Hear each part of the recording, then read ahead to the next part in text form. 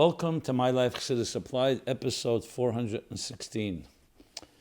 A guten Chodesh Elul.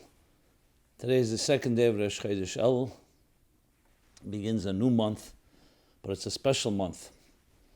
And we'll obviously speak about that in this program, as well as the connection to this week's chapter and other relevant and timely matters, much of it generated through your generous and insightful questions.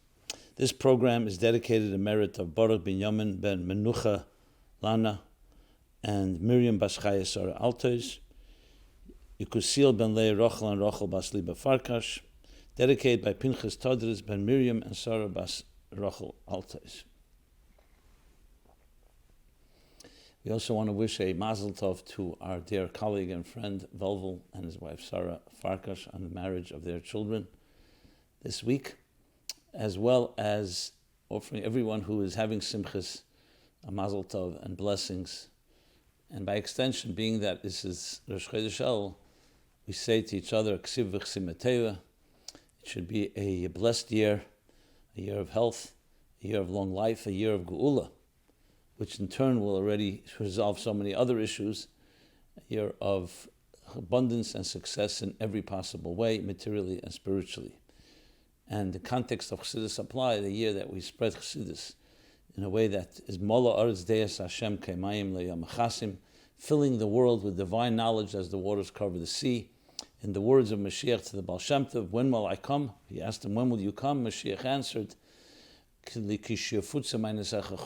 your wellsprings, the inner wellsprings of Torah and Chassidus will be spread and disseminate chutza to the outskirts, which literally means to every corner of the earth. And in doing so, we fulfill our personal mission, our calling, why we are here in this world. So, the month of Elul is called by two names. Well, it has many names, but specifically two names. It's a Chodesh HaCheshbon and Chodesh HaAchona. It's a Cheshbon as an accountability, being the last month of the year of everything that happened this past year, and a Chodesh HaAchona preparing us for the next year. And both of these come together as an interface, because if you want to prepare for what is coming, you have to also make sure that you have assessed what has happened. You don't want to repeat similar mistakes. You want to improve and grow. So that's what this month, it's a month of introspection.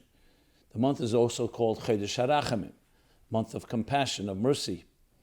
One of the reasons for that, the primary reason, is because this is a month, literally when Moshe Rabbeinu goes up on Rosh Chodesh El, there are two opinions, whether it's the first day of Rosh Chodesh, the 30th day of Av, or the second day of Rosh Chodesh, which is the first day of Elul. He goes up on the mountain the third time to beg for forgiveness for the Jewish people after the great sin of the golden calf. And indeed, 40 days from now will be Yom Kippur, and he's granted that forgiveness. That's why we say right after Kol Nidre 3 times that God says, Salachti kidvarecha.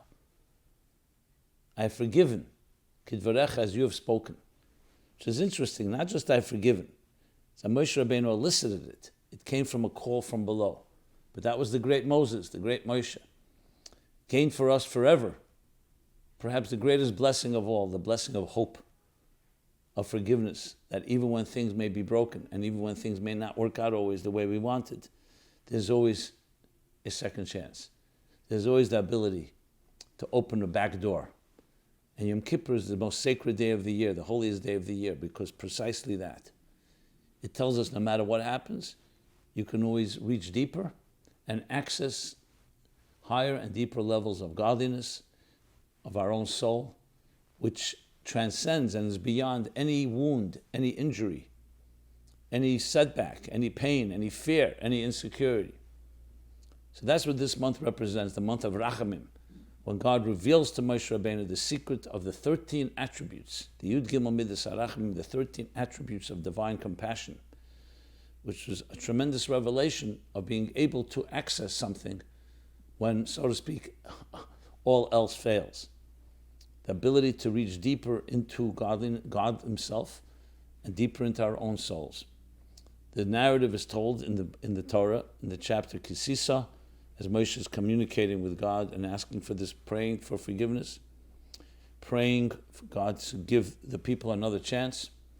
And that's when those attributes are revealed. So it's in this month. And of course, this will accelerate Rosh Hashanah, especially Yom Kippur. We repeat the Yud Gimel Midas HaRachmim that God revealed to Moshe Rabbeinu during this time. So it's called a month of compassion. And for that reason, a famous example of the Alter Rebbe, that Melech Basada, the month of Elul is called the king is in the field. Where does that come from? So it's an example to answer a very obvious question. Since the divine attributes of compassion are radiating in this month, isn't that what defines a holiday? What makes a holiday a special day? Or for that matter, Shabbos, a special day? Because there's a special divine energy. It's not just a randomly chosen day. There's more expression, there's more revealed divine power and energy, and therefore that day becomes a holy day, a good day, Yom Tov. So since the 13 attributes of divine compassion are radiating throughout the whole month of El, the whole month of El should have been holidays. Why are they weekdays? Answers the Alter Rebbe with an example, that a king, even though his primary place is in the palace, but when he's traveling on his way back to his palace, so before he gets there, he goes through the fields where he meets the people, his subjects, who are working in the field. And of course, since the king is traveling, he's also not in full glory as he is in his inner sanctum. So he explains the Melech is Besada then, in the month of El, before he returns to the palace on Rosh Hashanah Yom Kippur, in the example, and everyone can go over to him. Usually you need an appointment, and even that would be difficult to get, to have access to the king in his palace. But here in the field, in his travels, anyone can go over to him and ask for whatever they want, and he grants them requests, with a smiling face. So it's a certain accessibility that the month of El provides. So the whole point is, yes, it's a high revelation, but it's a revelation that's coming in the weekday terms. It's coming to us besod in the field, meaning in our work. Shabbos and Yom Tov is days we're not supposed to work. And then we elevate ourselves to a more transcendent place. Here, the transcendence is coming to us on our terms. So it's Melech B'Sov, that's why El are weekdays. If you think about it, it's a very powerful example. It also teaches you what this month is about. There's obviously great quality to Rosh Hashanah Yom Kippur. This is not diminishing, God forbid that. It's just saying that that is when you access the deeper divine powers of those holidays. Rosh Hashanah's renewal, Yom Kippur's sanctity, hope, forgiveness, and everything we mentioned, and more. But on our terms, sometimes you say, you know what, I'm not yet ready to enter the palace, or I'm not worthy, or I'm not pure enough. Says, no, God comes on your terms. The month before that is a month where you are in the field, in your workplace. Your hands may be dirty, literally or figuratively, and other aspects of your life have not yet been completely perfected as much as you'd like to be. So in preparation for entering the palace, here's a time where you can commune with God. God is on our terms as well. God is not, you don't find God more in the palace than he is in the field. Yes, it's more revealed, and it's on a higher, deeper level because you have the king in his full glory, so to speak, in his own location. But he's with us also in the field, even on our terms, even when we haven't changed our garments and we're still working in our field, in our work, and we may have smudged or stained or in other ways been affected or corrupted or polluted, I would say, by the world around us, which of course is not at the essential level, but at a certain level. And even then, everyone can go over and ask what they wish, which is also an opportunity to ask for everything you wish, and you receive it with a smile. And we all know that when you receive something with a smile, that itself is also a gift. That's also a blessing. So that's briefly an overview of this month. But most importantly, in applying it to our lives, it's to personalize it. Think about it, you as an individual. Let's not talk about it in a group form. As an individual, wherever you are right now, whatever status, obviously it's expected for you to do whatever you can. But the minimum is that even if in the middle of a workday, even when you're overwhelmed, even when you're confused or other things are troubling you, the matters of the field, know that this month the king is with you. And that if you just reach out, you can access something you cannot access any other time of the year. And in many ways, that prepares us to be able to enter Rosh Hashanah and Yom Kippur in a much more powerful way. So every day in the month of Elul is precious in that sense, and let's use it to its fullest. A number of years ago, in addressing this issue, being that I interact and communicate and teach many different types of people and audiences and background of all backgrounds, many who may not have had the privilege to grow up to know what Rosh Hashanah Yom Kippur is, and many that did grow up with it but don't really know how to personalize or make it relevant. And I discovered the paradox that we all see. On one hand, these are considered the days of awe, the greatest days of the year. And many people anticipate a new year, a new beginning, be able to turn a new leaf in another page in my life, grow, everyone in their own way.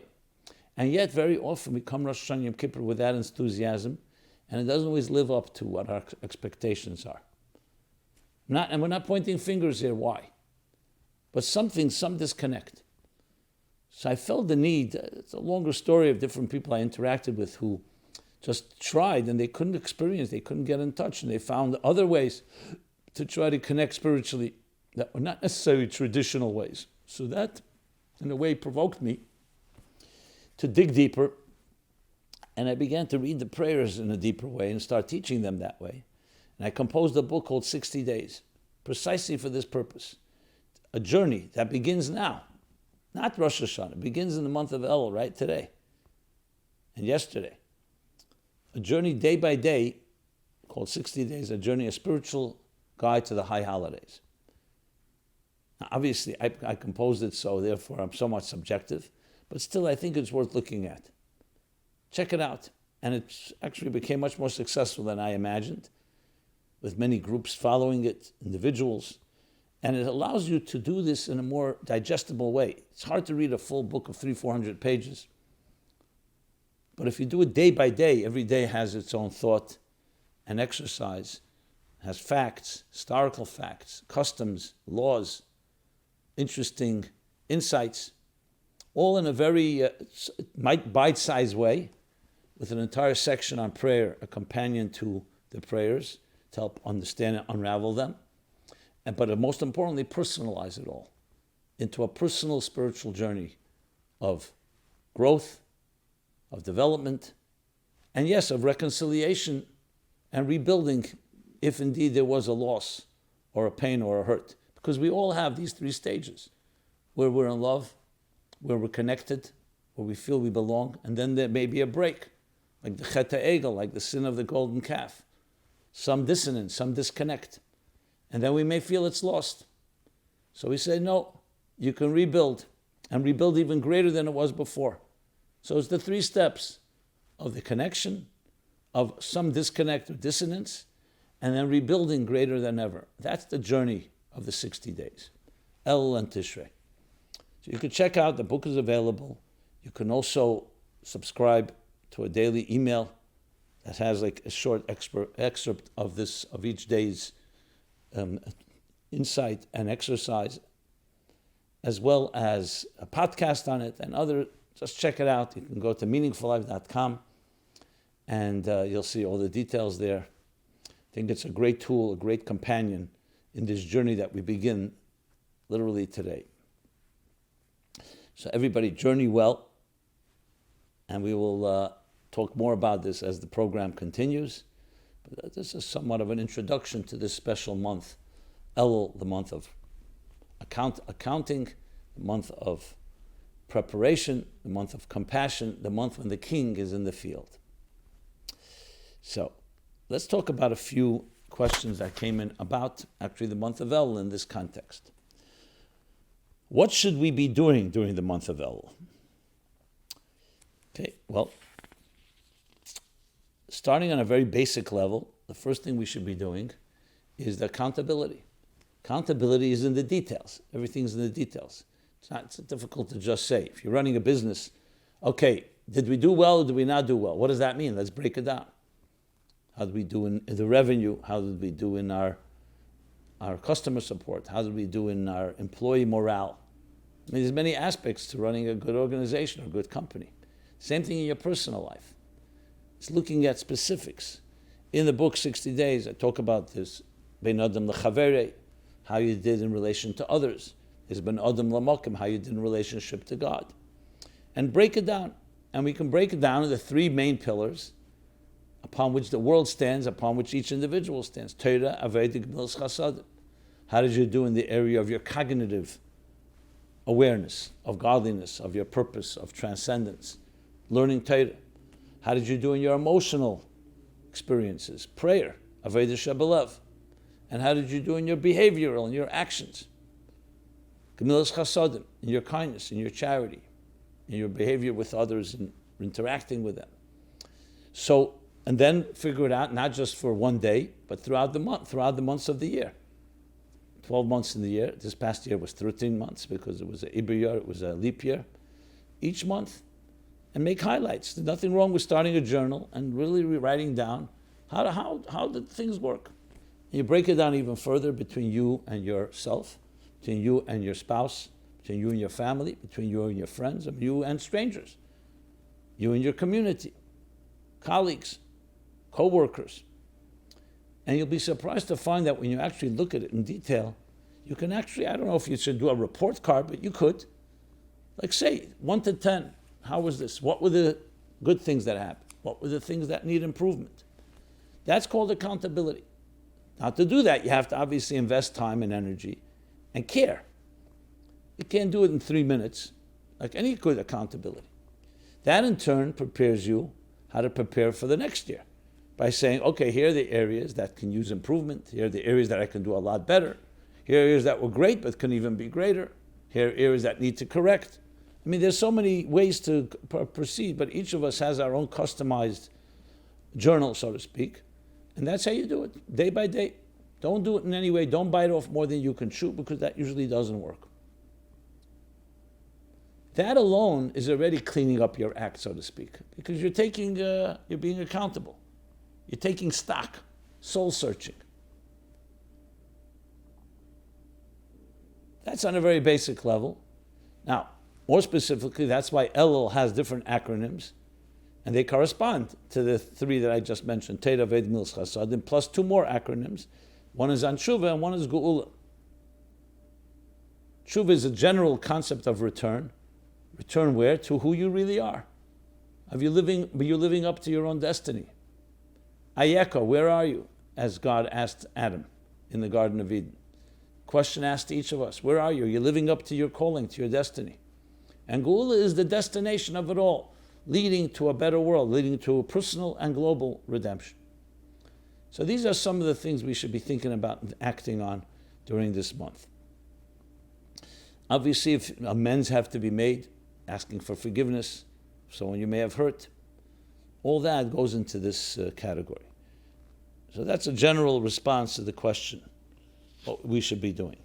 In Sfarim, it talks about, as a result of what I just summarized, that we should actually be adding in tefillah, adding in learning Torah, and adding in tzedakah, increasing in all of them.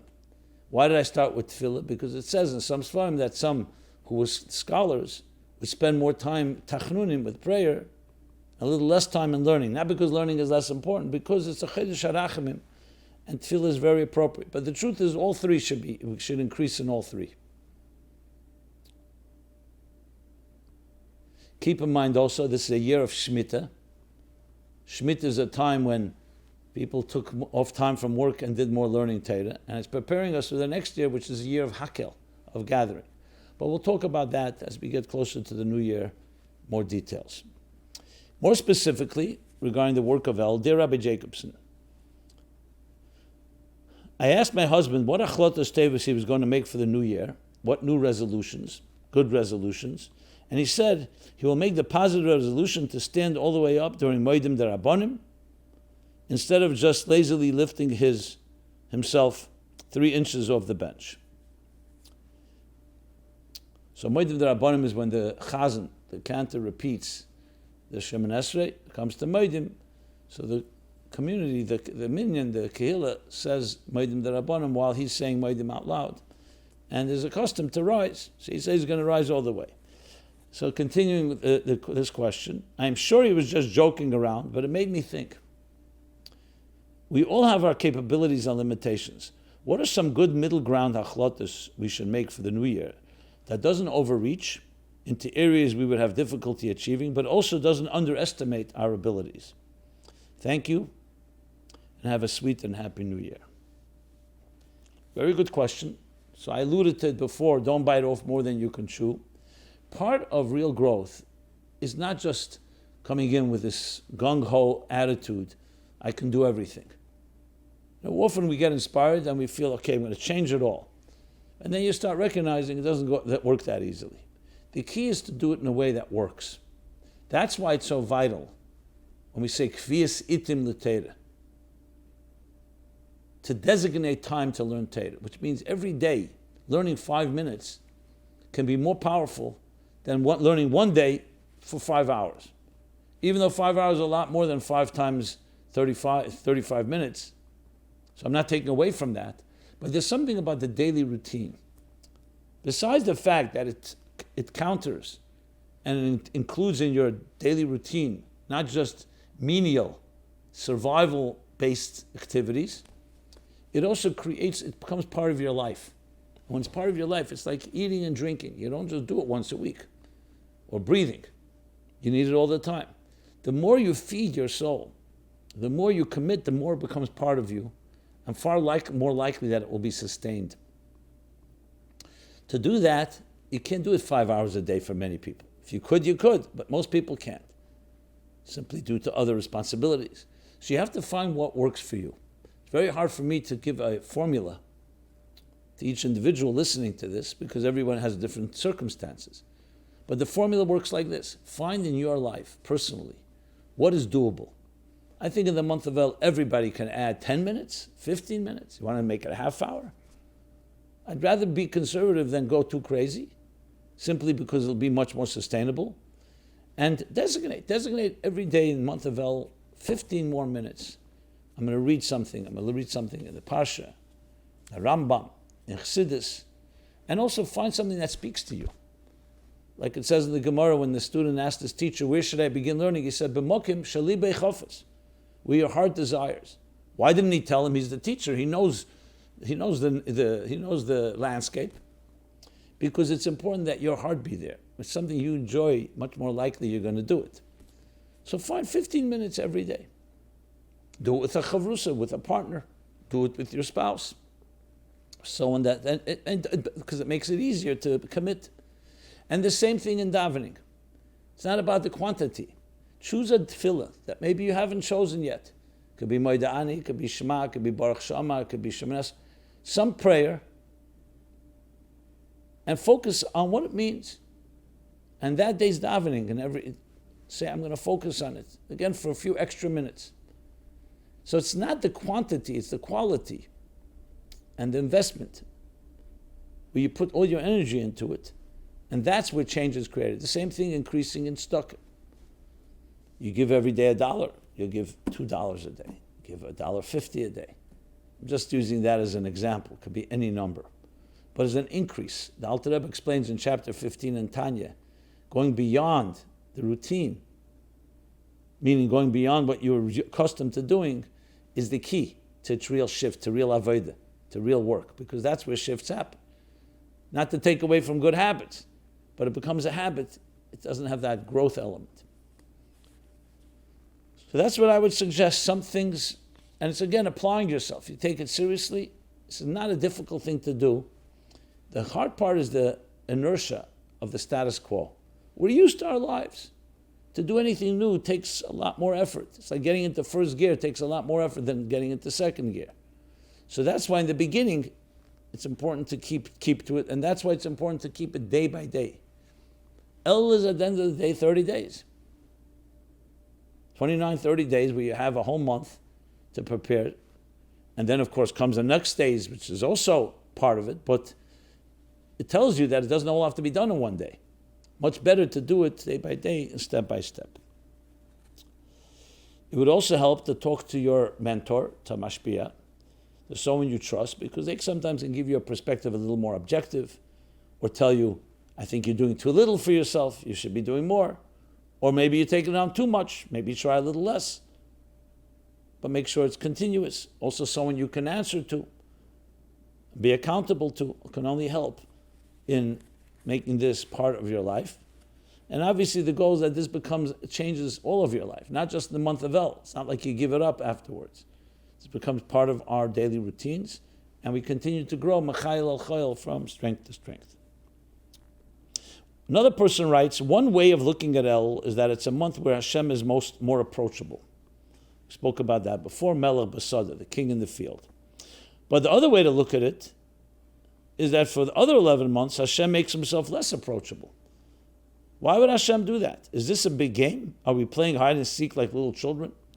Why can't we have access to talk directly to and receive directly answers from Hashem 24 hours a day, every day of the year? Very good question.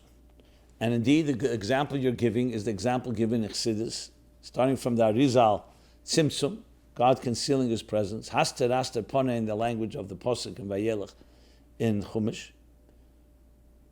God conceals himself. The Moshel of the Magid that the Rebbe quotes, famous Sikh Tu B'Shvat Tav Shalom Tes, everyone probably is aware of it.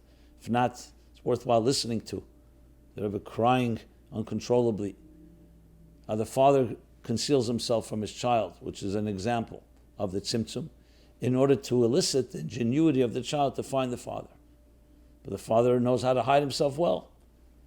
And the child looks, and like the Rebbe says, Zunte gesucht, Monte gesucht, Dienste gesucht. He seeks his father on Sunday, on Monday, and Tuesday. He doesn't find him.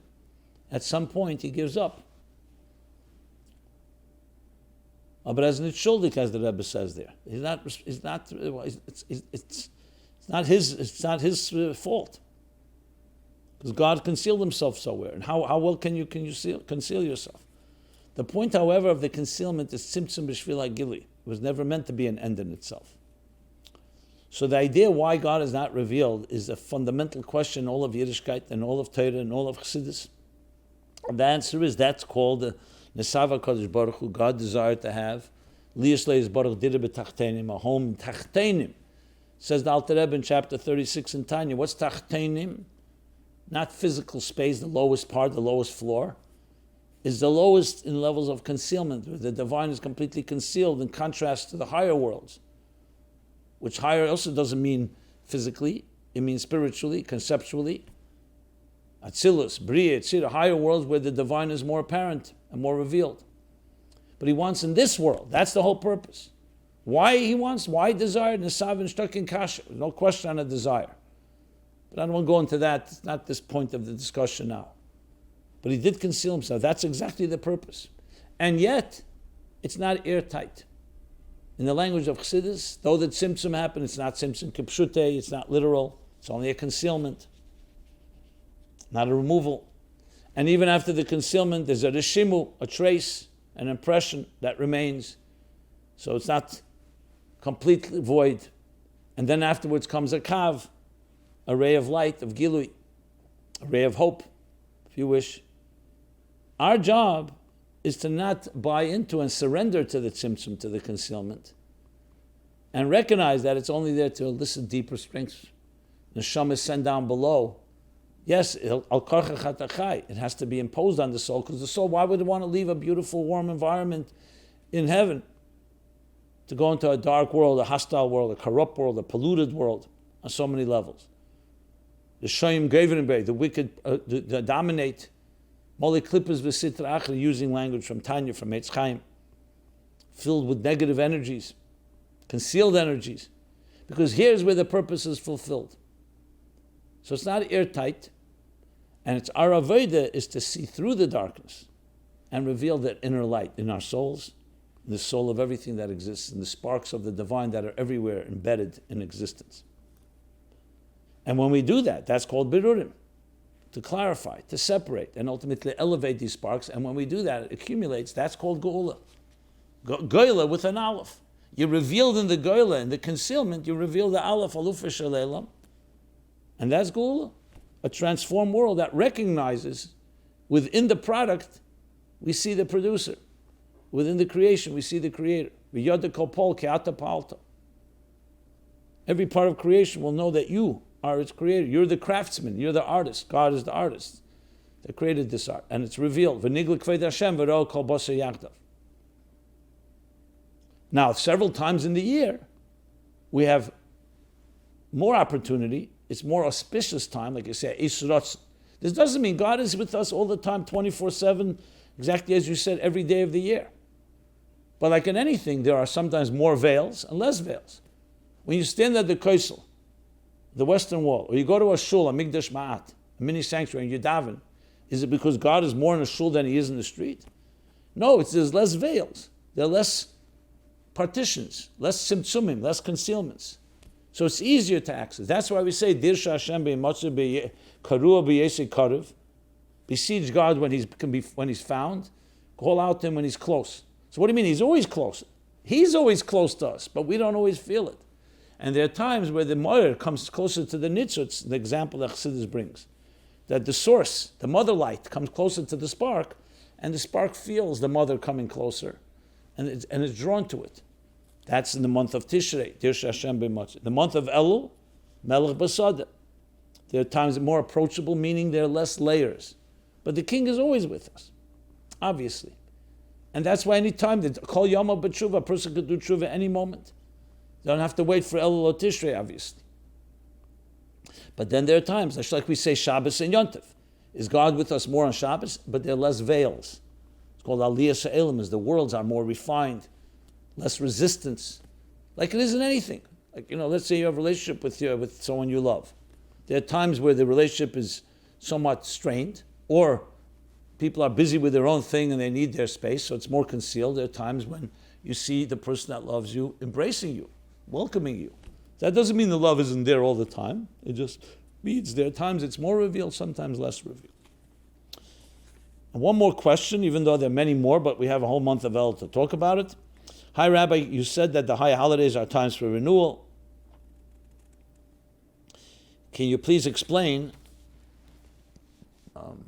what practical steps can we take to actually experience renewal in the new year? Yeah. Well, I think I answered this question. When you renew yourself, you become a container and a receptacle to channel renewal from above. It's as simple as that.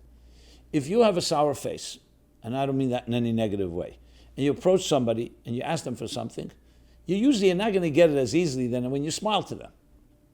And I mean a sincere smile. In other words, what you bring to the table is what returns, like a mirror image in a way. Like a face is reflected in water, one heart is reflected in another heart. So you want renewal, create renewal. If you're going to continue through your inertia, you'll get what you put in. I always like to say, if you think what you thought, and you say what you said, and you do what you did, what are you going to have? What you had. It's a mathematical certainty. But people feel, I want change. But if you don't change, where's the change going to come from? How's it being initiated?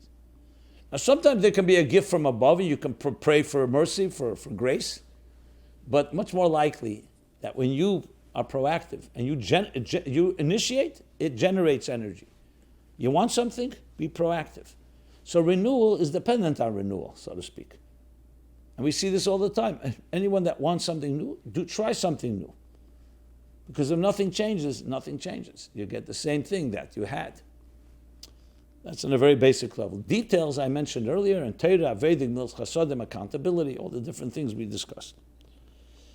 Okay. This week is also Parsha Shoftim. And as we've been discussing in previous weeks, the chapters, though they each have their own theme, they also connected obviously to the month which we are in. So Shoftim, titin lecha b'chol she'arecha. You shall appoint judges and law enforcers, b'chol she'arecha, in all your municipalities, in all your gates, is the exact expression, she'arecha. Says the Sif Sekayin al Torah, the Samach Tzedek cites him, that ever brings that in a number of his talks and siches. What's sharecha, that every person has 7 gates. Personally, in microcosm. 2 eyes, 2 ears, 2 nostrils, and a mouth. That's 7. Place judges and place law enforcers at your gates to make sure what goes in, what goes out is proper. Remember, what's going on within you is like within a city. But a city that has a wall around it to protect it is in order to allow, like you see, walled cities have gates and people come in and out. It was mostly, besides the fact that these were distinguished cities usually, like Yerushalayim, city of a king, Kiryas Melech Rov. So it's for the honor, but it's also a protection, especially of the king and his people, the ones that lead, that need that extra protection, so that not everybody can just enter the gate. And what goes out as well is all monitored. So on a personal level, we have to monitor. What are you seeing with your eyes? What are you looking at? What are you listening to? What are you taking into your mouth, and what are you speaking? And what are you smelling? All these are gates that connect us to the world around us. Without those gates, we'd just be self-contained, be a city with walls without gates. But we want gates. We want to bring in new things. We want to learn something new. We want to also give and take. That's what the gates are for. So the Pasha itself is telling you what the month of Elul is work. That's the month of Elul. That's the work. To place those judges, meaning reflecting upon. Judge, what does a judge do? He uses discretion, listens, and determines what's right and what's wrong. Law enforcer, shaitrim, implements it. So once there's a judgment based by the judge, someone has to activate it. Someone has to bring it into action. You can have a judgment, but it's not being implemented. So that's just a general connection. But in addition, there are some other specifics. So the pasuk in Shoftim says, "Tzedek, tzedek, tirdev." You shall pursue justice, justice you shall pursue. A double. So tzedek is an interesting word. Justice has many different words. So someone's asking, what exactly is justice and why are we obligated to pursue it?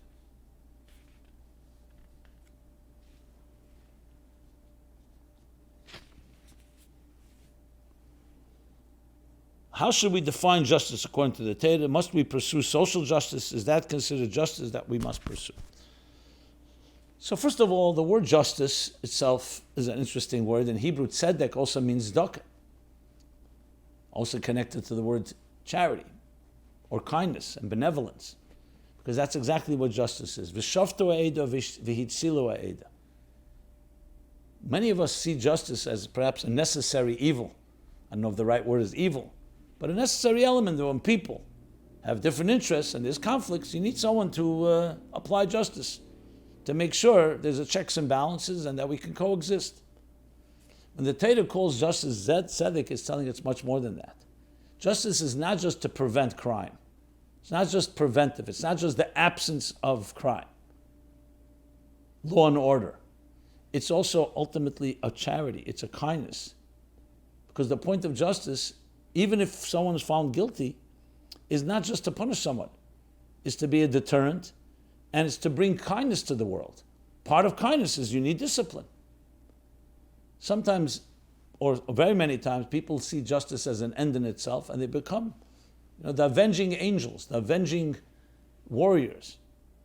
And they forget that the whole point of V'shoftu that yes, you shall judge the people, meaning find things that are just, make sure that those that are right are upheld, those that are wrong are found guilty. So there's a sense of right and wrong in this world. But the goal of it is tzedek for everybody. Maybe that's why it's double tzedek. Tzedek for both those that are found are innocent, or the ones that benefit, that are merit, and those that do not merit because they were wrong. Being wrong is not necessarily unjust. That is justice too. And if you're an honest person and a good person, you learn from your mistakes. That's the point. So it's always the pursuit of tzedek that we're looking for. Now, what exactly is justice? That's the laws of the land. That's the laws of Torah. The Torah knows best what is right and what is wrong. It tells us what it is.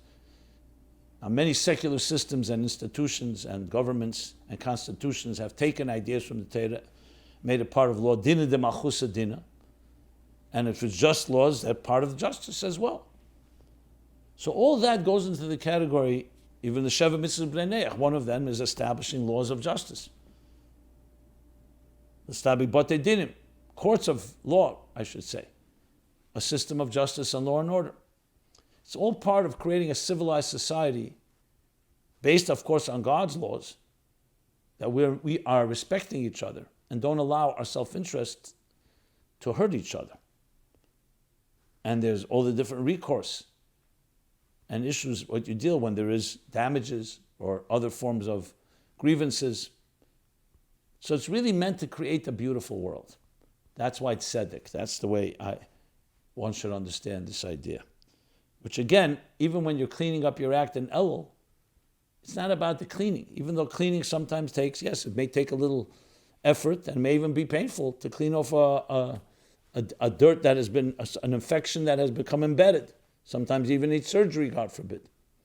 But the surgery is only meant to help and cleanse. It's meant to heal. It's a healing agent. Healing requires two things, immunizing and preventive medicine, but sometimes you need intrusive medicine. But all of them are leading to tzedek, tidif. Another question about this parsha, why were people killed for worshiping idols? It's very foolish to worship idols. Why is it taken so seriously? Should people really be killed for stupidity? Okay. And it's not just that, it's the second of the 10 commandments. It's a cardinal sin, yareg val yaver. It's equated to murder and incest, the three things, which is including avodah zarah. So the question only is amplified. And is God God's a secure God? People want to be foolish and they want to worship a piece of stone, or a piece of wood, or a tree, or a star, or the sun, or the moon. Okay, you want to be foolish. You're foolish. Why is God bothered by it so much? Almost sounds like he's jealous. And the answer, my friends, is very, very simple. The whole foundation and meaning of God is that you don't worship yourself. There's something greater than you that you submit to, including the laws that God gives us. If you take away that piece, everything falls. Avodah zarah at its core is really self-worship. The Rambam explains it beautifully in the beginning of the laws of Avodah zarah. He says, how did that happen? Everyone was aware of God, created Adam and Eve and all human beings and the entire world. But then people wanted to have access. They felt God was invisible. And they didn't want to have the effort to go look for it so much. So they started looking for symbols. They said, what could be something that God created that we can identify with? Stars. Oh, we see the stars in heaven. They're God's creations. In the beginning, it was seen as God's vehicles. But then as time passes, the stars become an end in themselves. But the stars are also a little too distant. They're in the sky. So let's look at something on earth that corresponds to that star. A tree, a stone, a mountain. And slowly they began to worship that. And then came the next stage where people said, one second, let's build a sanctuary around this tree, around this stone. And let's charge a few dollars. I don't know if the Rambam adds that, but that's the idea. And slowly, what happened, it began with a very beautiful thing, people worshiping a God, was completely hijacked on a total detour where people start worshiping things that we can identify, a God on our terms. So instead of saying we were created in the divine image, we're creating a divine in our image. That is not just foolishness. That's the foundation of all problems. Because with that, then ultimately you're worshiping yourself. An extension of yourself are these idols that you. Now that idol could be money, it could be power, it could be influence, it could be any other things. And what does it lead to? Ultimately it leads to the worst type of corruption, where I am now God. Now I'm not saying everybody began with that, but that's how you wander off. So God says in the Torah, Avodah zarah is a cardinal sin because you're going off the reservation. As soon as you say there's another God, it's not whether I'm jealous or not, it's you have undermined your ability to truly grow. Because at the end of the day, you're going to be worshiping yourself, which Therefore, the whole point of God, the whole point of Torah, the whole point of everything falls apart with that. And that's why it's such a serious crime. And that's why it's even the death penalty, when proven and all the circumstances, which are not that simple, by the way, and all the evidence. But why is it conceptually? Because as soon as you cut yourself off from the true God, you're essentially cutting yourself off from true life. It's not a punishment, it's cause and effect. It's like someone's saying, someone jumps off a mountain, why do they die? No one's going to ask that question, because that's what happens when you jump off a mountain. Spiritually, there are also ways that we can kill ourselves. When we disconnect from the very source of what really gives us life, which is the true source of life, by choosing something that is completely not, like eating poison instead of eating something healthy. Which also fits to this time, because the correction, the repair of tshuva, of Elul, all the way up to Yom Kippur was what? Was the tshuva and the healing and the forgiveness for the sin of idolatry, of building a golden calf. And a golden calf can exist in many different forms and shapes in our lives. Okay. Hello, Rabbi Simon. The Torah appears to be supportive of a monarchy. What does the Torah think about democracy? Thank you. So referring to another verse in this parsha, Shom Tasim Alech HaMelech, appoint a king. So based on that, it's very clear that's a monarchy. A king has a certain amount of power, a pretty absolute type amount of power. And yes, there were many corrupt kings in Israel, in Judah, Yehuda. And it would seem to suggest the Torah advocates a monarchy. As a matter of fact, there's a very interesting book called the will come to me in a moment. The Hebrew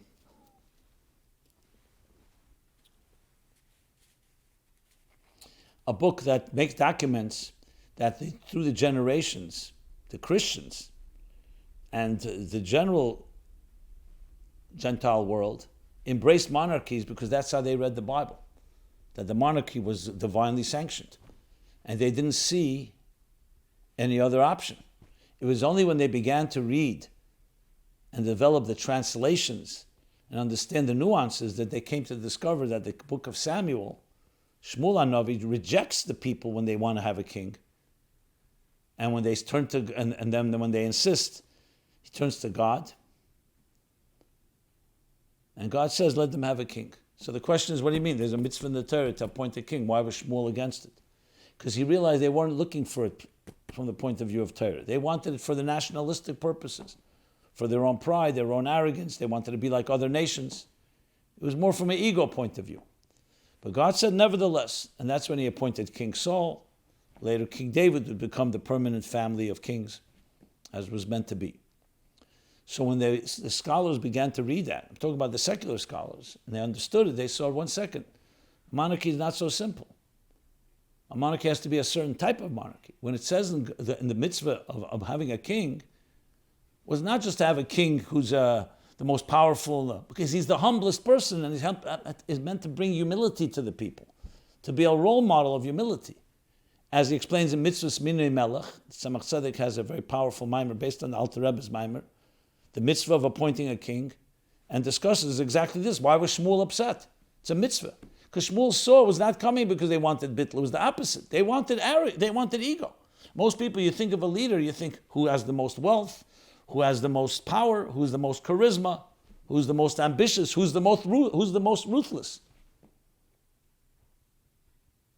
You think of a leader today. Who climbed the ladder? The people who are most aggressive.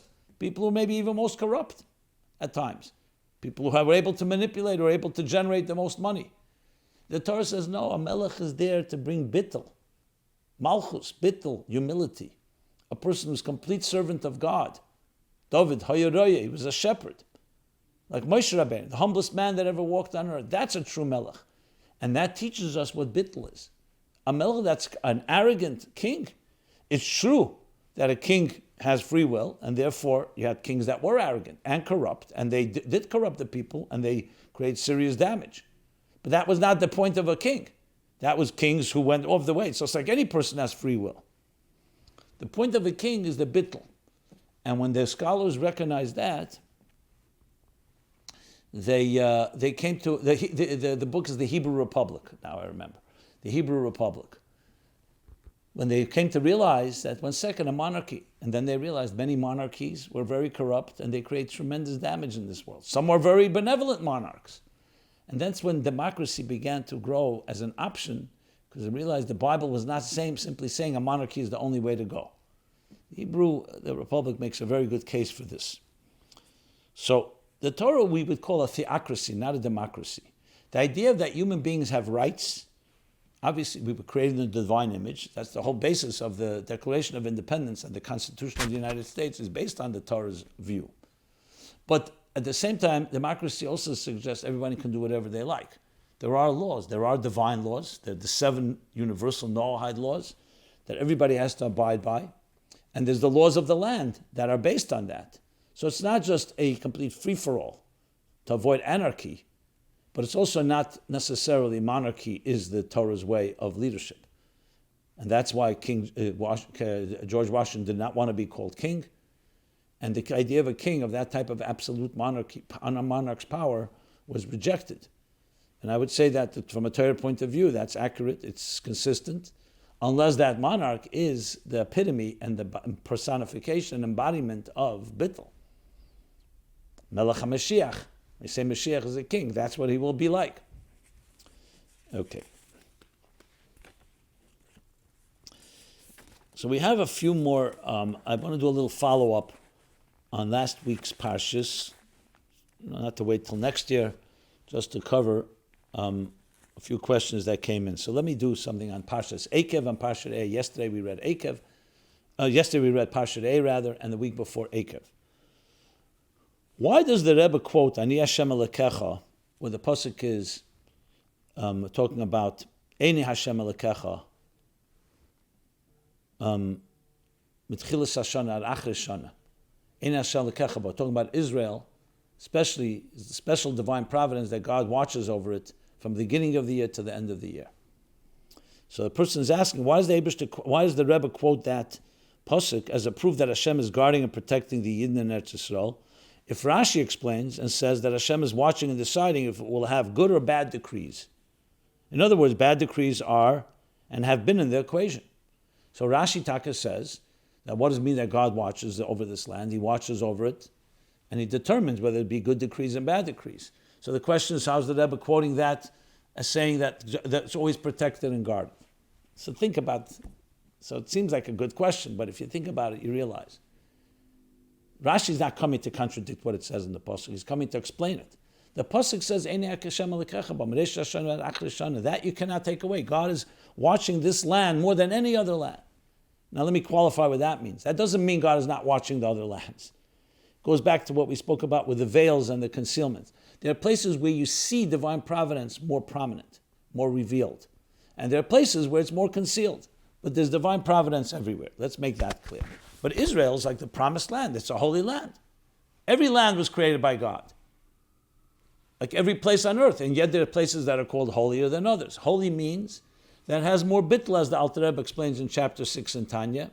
It has more selflessness. So it's more of a keli, a container to channel transcendence, divine transcendence. Same thing with providence. That's what the verse says.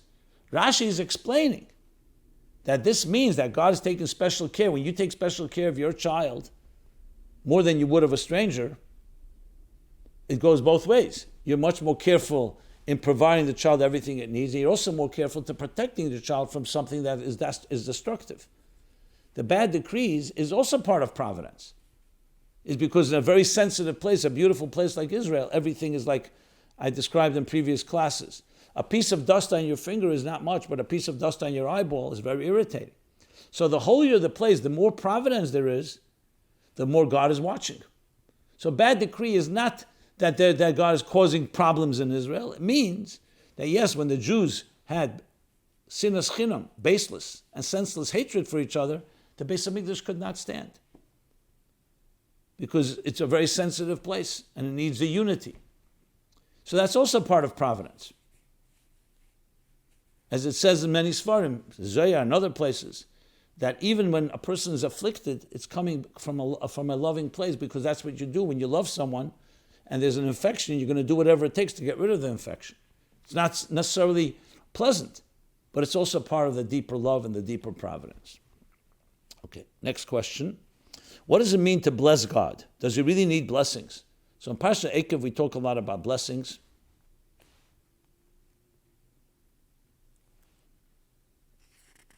The blessings we make on food and other benefits that we have. What can we possibly give to him, to God?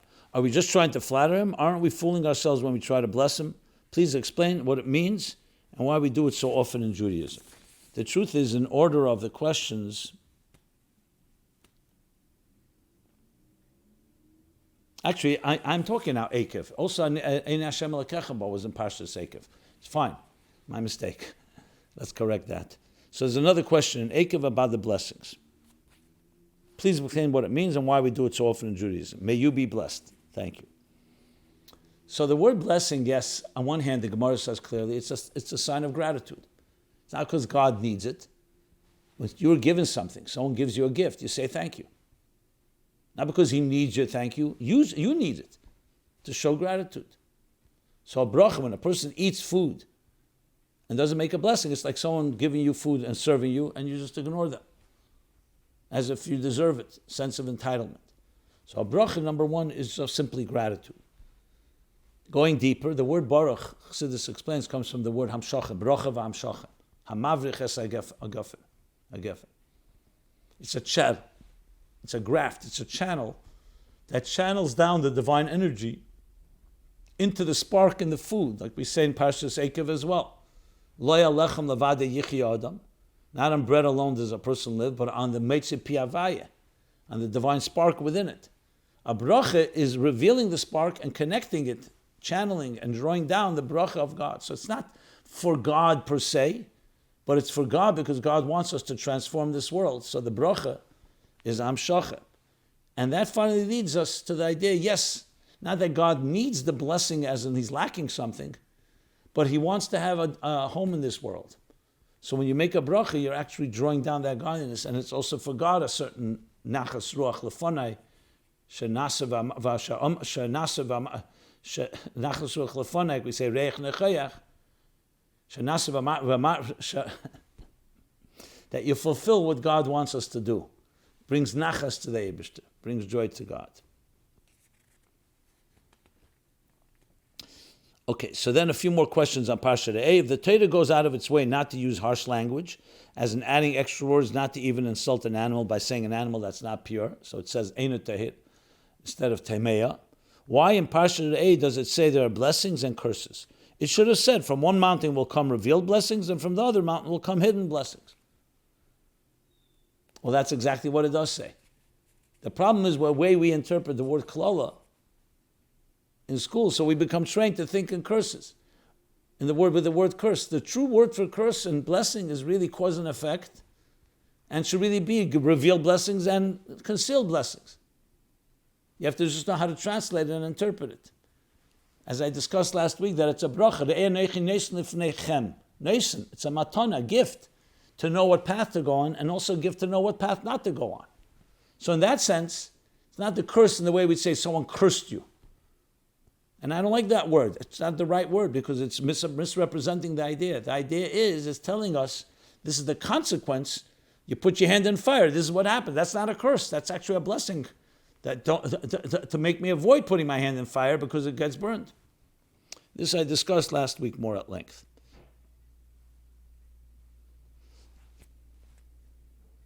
Okay, there's some more questions, but I'm going to leave that for maybe next week or a lot of the time.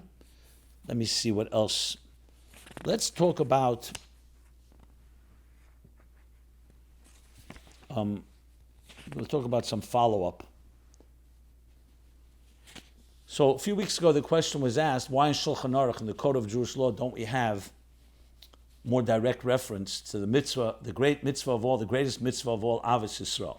Even though there's reference made, but not in any way close to, let's say, the laws of Shabbos or the laws of Pesach and so on. So I responded to that because it's a fundamental principle, something that in Shulchan Aruch you're also not going to have a lot. It talks about derech eretz. It's implicit. Derech eretz kadmul l'Torah, respect. So there are laws that talk about it, but there are things that are fundamentals. Even the laws of chinuch and others that almost precede Shulchan Aruch. So there are laws, obviously, Hilchos Talmud Torah and other places that talk about education, but still, there are things that are so fundamental in principle. Even talking about God himself. So there are opinions that God is not one of the mitzvahs, mitzvahs that count the mitzvahs, say believing in God is not one of the mitzvahs, because it's above being a mitzvah. Because if you don't have that, all the mitzvahs fall. That's an axiom that precedes the mitzvahs. So similarly, you could say the same idea. That was more or less what Howe tried to explain it.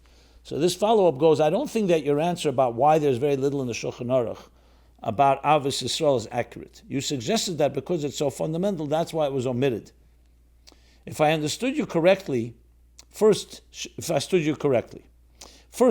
Hashem Lenegdi Samid, which means I stand humbled or nullified before you always, right in the beginning of Shulchan Aruch, as well as other fundamental principles, is clearly a fundamental principle. However, it is mentioned in Shulchan Aruch. It's the beginning, actually. So it is clear that even fundamental ideas are discussed. Next, the Shulchan Aruch does discuss Ahavas Yisroel, but only very briefly. If it was as you say, it would not have been discussed at all. But most importantly, if the Shulchan Aruch does not discuss it, how are we to know how to practice it? It seems like a blaring omission and provides credibility to those who argue that it is not as fundamental as some like to make it. Well, I stand by what I said. It doesn't mean that there isn't merit to your question, and it needs to be explored further, and I'm glad that we're having this discussion, and I invite others to weigh in. The fact that it's mentioned in Shulchan Aruch is because at the end of the day, it is a mitzvah. The Torah does say it's a mitzvah, and we didn't say, why does the Torah mention it? You could say the Torah should also assume that it's a given. Because the fact is, it is a mitzvah. Second thing is it's a klal gadol b'Torah. No one argues with that. So anyone that's going to come and try to say that's not as fundamental, that's ridiculous. The fact that some people don't practice it, that's their own issue, or don't practice it properly. But the mitzvah is clear. Klal gadol b'Torah. Hillel's words. That's Rabbi Akiva. Hillel's words. That's kol haTorah kula in Gemara and Shabbos daf lamed amud beis. That's the entire Torah. The Alter Rebbe explains it in chapter 32 in Tanya, how fundamental it is. So there's no question its fundamental nature, that's not up for discussion. The only question is, why is it not elaborated, as you say, the details? Now you could also make a case, because once you state Ahavas Yisroel, there's a whole other body of Torah, Pnimius HaTorah, that talks about how you build Ahavas Yisroel. So it's not so much halacha. Halacha is the details. What does it entail? Like, what does the Lamates Melachos on Shabbos entail? What is Chometz? What is Matzah? What do you do on Yom Kippur? What don't you do? With Ahavas Yisroel, you could ask, how do you reach Ahavas Yisroel? That already is the Sifrei Musar and Sifrei Kabbalah and Sifrei Chassidus. But I do see the question, why doesn't it spell out? It should be a whole siman, a Sifrei Shulchan Aruch, Hilchos Ahavas Yisroel, the details of it. So here you could make the case that maybe the details, which are like Achnos Sarchim, inviting guests, or Bikur Chelim, visiting the sick, are all subsets of Ahavas Yisroel, and they are discussed each in their own place. Since Ahavas Yisroel, in addition to what I said, it's such a fundamental axiomatic principle, that so many parts of Torah are outgrowths of it, or subsets, and those are discussed. So you don't need to make a siman Ahavas Yisroel. It's really the undercurrent of all halacha. All halachas, end of the day, like Alter Rebbe says in Tanya when he explains, how could Hillel say kol haTorah kula? What do you mean? There's a whole body of Torah that's bein adam lemokim. When you daven, kosher, karbonis, and so on. They're all between you and God. What does it have to do with Ahavas Yisroel? How could he say, ma da'olach sani lechavercha lesavid is the whole Torah? So he explains, because the whole point of Ava is the dominance of spirit over matter. Nafshe Ika and Gufei Tofel. And that's the whole point of Torah. To make spirit dominate over matter, over the physical. And that's Shabbos and Kashrus and Tum and Tara and everything. So in a way you could say every din of Shulchan Aruch, when you daven, you're essentially the Hagbaras Atzur Alachem, the spirit over matter. So it all leads to Ahavas Yisroel. We actually, before davening, say, Aini Makabel Alei, Mitzvah Sesa Shel V'Aftarecha Kamoicha, as explained in Derech Mitzvah Secha, the mitzvah of Ahavas Yisroel, V'Aftarecha Kamoicha. So you could say it's really the undercurrent everywhere, and in some places it specifically spells out what the laws are in each of the details, with Ahavas Yisroel just being a foundation behind it all. That would be what I would add to what we spoke about. Now, one more follow-up. Perhaps the reason why the tribe of Benjamin was able to be reinstated is because the prohibition against them was made by man, and man can take it off, whereas the prohibition against the nation of Moab was made by God. And only God could take that off. This is following up. Last 2 weeks about Tu B'Av, Chamisha B'Av, that one of the things that happened on that day was that Binyamin was re-welcomed into the community, marriage after they were excommunicated due to regarding shidduchim and marriage with them. And someone asked the question: so why? So if that was not permanent, why is the prohibition of intermarrying with a conversion with Moab prohibited? So he's saying the difference between man take upon themselves, they can remove that, whereas God said not to do that. Also, on that prohibition against Moab, only men were excluded from marrying into the Jewish nation, even if they convert, but not women. So it wasn't just a special case for Ruth. Okay, that's an additional point. Correct. I stand corrected with that. And finally, one more follow-up, which was not really a question. Greetings, Rabbi Jacobson. Shalom. Thank you first for your prompt reply. Secondly, yes, by all means, you see fit whether or not my name is mentioned or not. My main concern is for all to know how one in the proper manner in prayers for our world, shalom, peace, that we should all be praying for peace in this world. This is a follow-up to a follow-up. So I just wanted to read it to acknowledge this person. Thank you for your wisdom and knowledge and guidance, sincerely. Have a good day. Okay. So with that, we conclude this episode of My Life Chassidus Applied. We're here every Sunday, 8 to 9 p.m. Again, a very good Chedesh, especially Chedesh Elul.